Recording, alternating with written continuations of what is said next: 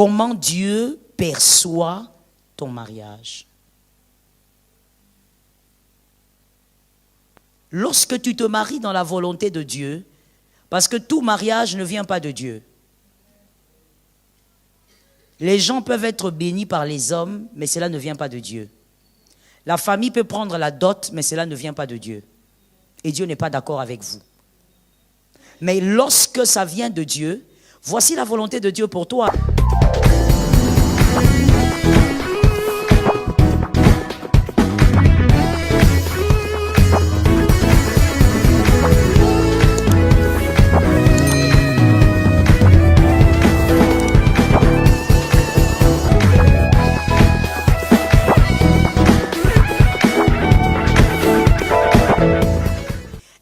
Lire la Bible.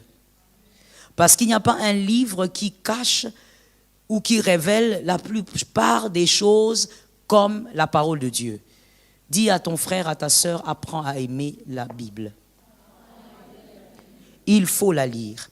Alors, allons-y maintenant. Voici 3 perceptions sur ton mariage qui gisent à ta porte. 3 perceptions sur ton mariage qui gisent à ta porte. Gisent. Il y a 3 types de perceptions qui gisent à votre porte lorsque vous êtes mariés. La première, elle vient de Dieu. C'est la perception de Dieu. La perception de Dieu. Comment Dieu perçoit ton mariage. Lorsque tu te maries dans la volonté de Dieu, parce que tout mariage ne vient pas de Dieu. Les gens peuvent être bénis par les hommes, mais cela ne vient pas de Dieu. La famille peut prendre la dot, mais cela ne vient pas de Dieu. Et Dieu n'est pas d'accord avec vous. Mais lorsque ça vient de Dieu, voici la volonté de Dieu pour toi. Jérémie 29, 11. Jérémie 29, 11. Et une parole claire. J'espère que vous avez vos Bibles. Une parole limpide et même à retenir. Ma sœur, donnez-moi votre Bible, parce que la mienne, elle est anglaise. Si je lis, je serai obligé de lire et traduire. Merci. On a Jérémie 29, 11. Car je connais les projets que j'ai formés sur vous, dit l'Éternel. Projet de paix et non de malheur.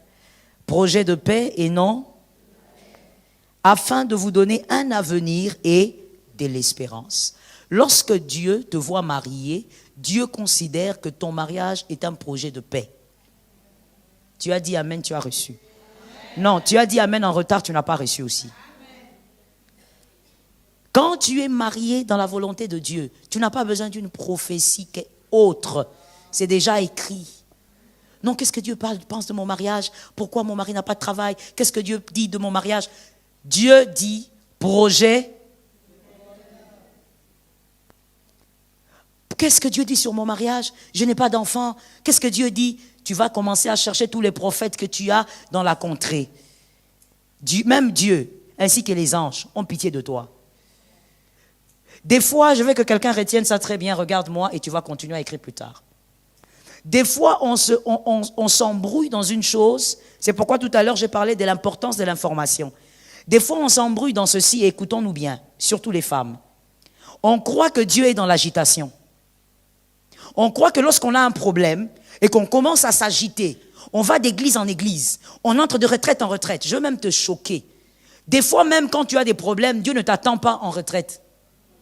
Je te réchoque. Des fois, même quand tu as des problèmes, Dieu ne t'attend pas dans la prière. Le choc n'est pas bien passé, je rechoque. Des fois, quand tu as des problèmes, je parle à une femme mariée, puisqu'on parle du mariage. Dieu ne t'attend pas à la prière. Dieu t'attend à la foi. Il veut juste que tu aies la foi. Il ne veut pas que tu te retires là, tu commences à pleurer, tu verses tes larmes. Nous, des fois, les chrétiennes, je précise, les femmes, on pense que quand on est dans l'agitation, c'est là que Dieu, il est vraiment d'accord et Dieu va agir parce qu'on est dans l'agitation. Tu as un mois, le mois de juillet, tu entres en jeûne, tu finis. Tu entres en retraite, tu finis. Tu entres en prière, tu finis. Je ne dis pas que toutes ces choses sont mauvaises, nous sommes ici pour la prière. Mais seulement l'équilibre dans l'information est important. Dis à ton frère, à ta soeur, l'équilibre dans l'information. Il ne faut pas croire que Dieu est dans ton agitation, que si tu t'agites beaucoup, c'est qu'il aura pitié de toi. D'ailleurs, Dieu ne vous répond pas par pitié. Dieu vous répond par compassion. Et la compassion émane de l'amour. Donc ce n'est pas la pitié. Ce n'est pas parce qu'il a pitié de tes larmes, tu as roulé par terre. Non, ça ce sont les humains qui réagissent comme ça. Tu fais des choses, il a pitié de toi et puis il te jette un $10. Dieu n'est pas un homme. Qui a entendu ça? Et donc, comprenons ceci, lorsque vous êtes mariés, voici la première perception, celle de Dieu. Elle gît à ta porte, c'est-à-dire Dieu veut que tu sois en paix. Dans ton mariage, que tu sois heureuse, que tu sois heureux. Monsieur, Dieu ne veut pas te voir marié pour que tu commences à te mortifier, que tu commences à vieillir avant l'âge. Tu n'avais pas la calvitie, mais tu as la calvitie. Pourquoi? Parce que tu es traumatisé par le mariage avec ta femme. La volonté de Dieu, c'est que tu aies un avenir. Que ce mariage te donne un avenir. Que les enfants dans ce foyer aient un avenir. Si tes enfants, dans ton mariage, vivent les mêmes combats que toi, sont dans les mêmes obstacles que toi, commettent les mêmes péchés que toi, comme des péchés cycliques, ma sœur, ton mariage a un problème, tu n'es pas dans la vision de Dieu. La perception de Dieu, c'est que tu dois être en paix. Quand tu te maries, tu dois être heureuse. Si Jésus nous donne le temps, on va voir ce que c'est en fait le bonheur dans le mariage.